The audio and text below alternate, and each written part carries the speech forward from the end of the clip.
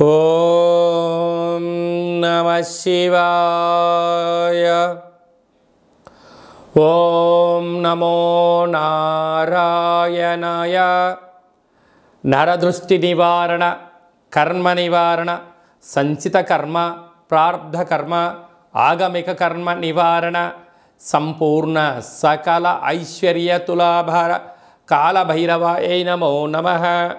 ఓం అతిక్రూర మహాకాయ కల్పాంతర దహనోపమ శ్రీ కాళభైరవ దేవత అనుగ్రహ ఫల ప్రసాద సిద్ధిరస్తు తదాస్తు.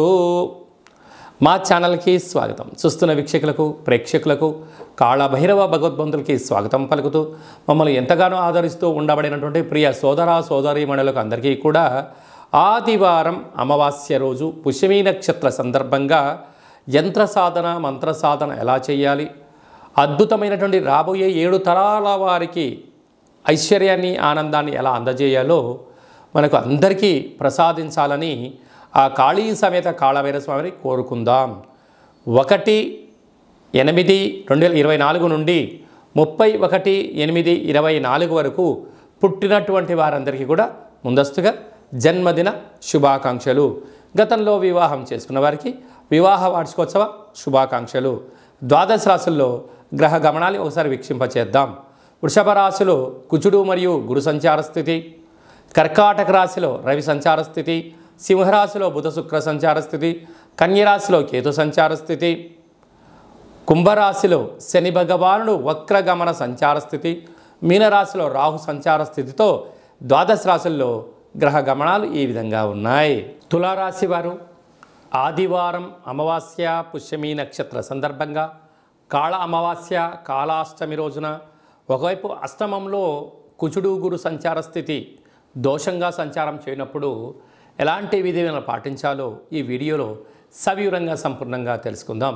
తులారాశిలో ఏ నక్షత్రాలు వస్తాయి అనగా చిత్తా నక్షత్రంలోని 3వ పాదం, 4వ పాదం, స్వాతి నక్షత్రంలో 4 పాదాలు, విశాఖ నక్షత్రంలోని 1, 2, 3 పాదములు కలిపితే తులారాశి అవ్వడం జరుగుతూ ఉంటుంది.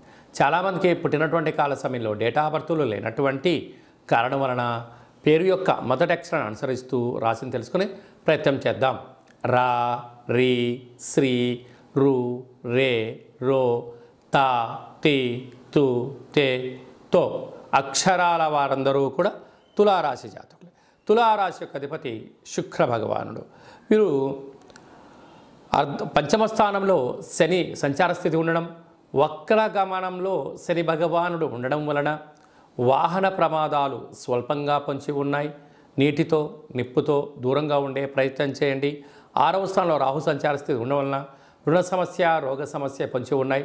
దయచేసి అప్పులు ఇవ్వద్దు, అప్పులు తెచ్చుకోవద్దు.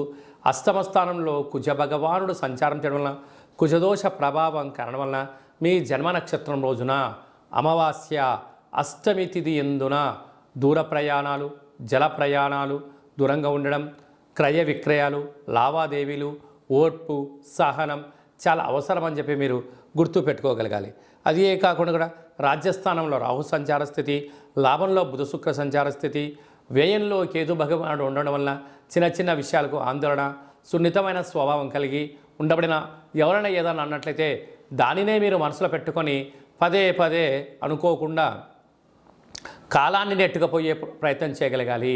కనుక తెల్ల జిల్లడి యొక్క వృక్షం చుట్టూ ప్రదక్షిణ, దీపము, వీలైతే ఆ యొక్క వేరును తెచ్చుకొని మట్టిని బాగా కడిగి సింధూరం బాగా పూసుకొని పూజామందిరంలో ఉంచుకొని తంత్ర వరసిద్ధి తాంత్రిక కాళభైరవ హోమ కార్యక్రమాన్ని చేసి ఇంట్లో పెట్టుకున్నట్లయితే అద్భుతమైనటువంటి మీరు రాబోయే 7 తరాల వారికి ఆనంద సిద్ధి, ఆరోగ్య సిద్ధి, ఐశ్వర్య సిద్ధి, కనక సిద్ధి, అమృత సిద్ధి అనేటువంటి అనేక రకాల సిద్ధులు మీకు సొంతమై తులారాశి వారికి ఎనలేనటువంటి ధనం, ఐశ్వర్యం మీ సొంతం కాబోతుంది.